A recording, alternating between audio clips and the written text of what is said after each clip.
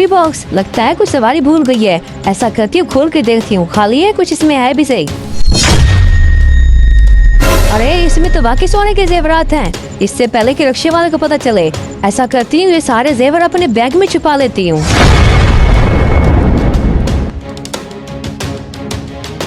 अरे ये बैठ क्यों नहीं रही, क्या मसला है इसका?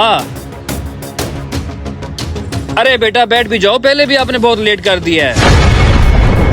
अरे बेटा ये जेवर किसके हैं और तुम बैग में क्यों डाल रही हो? अरे अंकल ये सारे जेवर मेरे अपने हैं। मेरी क्लास फेलो का बाप सुनारा है, हमने ये जेवर उनको बनने के लिए दिए हुए थे। आज वो ले आइए और कह दिए घर ले जाओ। अरे बेटा वो तो ठीक है, लेकिन आजकल हालात बहुत खराब हैं। चोर उचक्के फिर रहे होते हैं और आपने सरेआम जेवर का डब्बा यहाँ पे खोला हुआ है। ऐसी बेवकूफी दोबारा मत करना। अंकल आपका बहुत शुक्रिया, आज के बाद मैं एहतियात करूँगी। अच्छा बेटा ठीक है, जल्दी से ये सब समेटो और बैठ जाओ, पहले हम बहुत लेट हो गए हैं। शुक्र है बच गई, अगर अंकल को पता चल जाता तो ये सारे जेवर मेरे हाथ से निकल जाते और बदनामी इसके अलावा होती।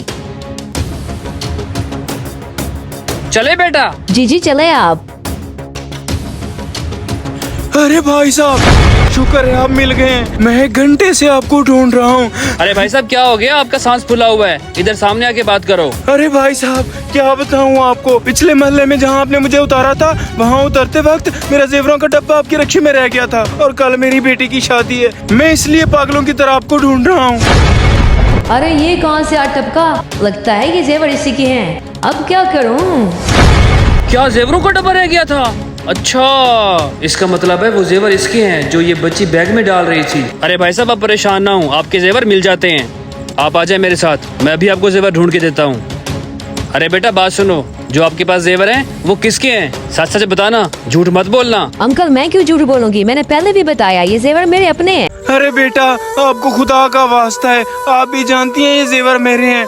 मैंने दिन रात बड़ी मेहनत करके अपनी बेटी के लिए ये बनवाए थे और कल मेरी बेटी की शादी है और अगर जेवर ना मिले तो बारात वापस चली जाएगी और उसका घर आबाद होने से पहले ही उजड़ जाएगा। अब भी तो किसी की बेटी हो, प्लीज मेरी हालत पे रहम खाओ और खुदा के लिए मेरे जेवर वापस कर दो। बेटा आप स्टूडेंट हो और मुझे समझदार लग रही हो, आपने कहीं ना कहीं पढ़ा होगा कि किसी गरीब का हक नहीं मारना चाहिए। ये गरीब इंसान आपके सामने खड़ा हुआ है और मैं भी जानता हूँ कि जेवर आपके पास हैं। आप मेहरबानी करो, इस पे तरस खाओ और इसको इसके जेवर वापस कर दो।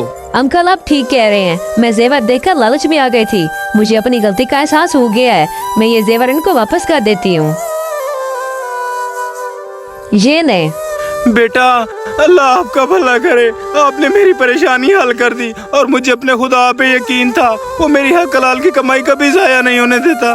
भाई साहब आपका भी बहुत शुक्रिया, अल्लाह आपका भला करे। आमीन। बेटा मुझे बड़ी खुशी है कि आपने मेरी बात मान ली और किसी गरीब पर जुल्म करने से बच गई। इसका मतलब ये है कि आपका ज़मीर अभी जिंदा है। काफी शाम हो गई, हम पहले ही बहुत लेट हो गए हैं। चले मैं आपको घर छोड़ देता हूँ।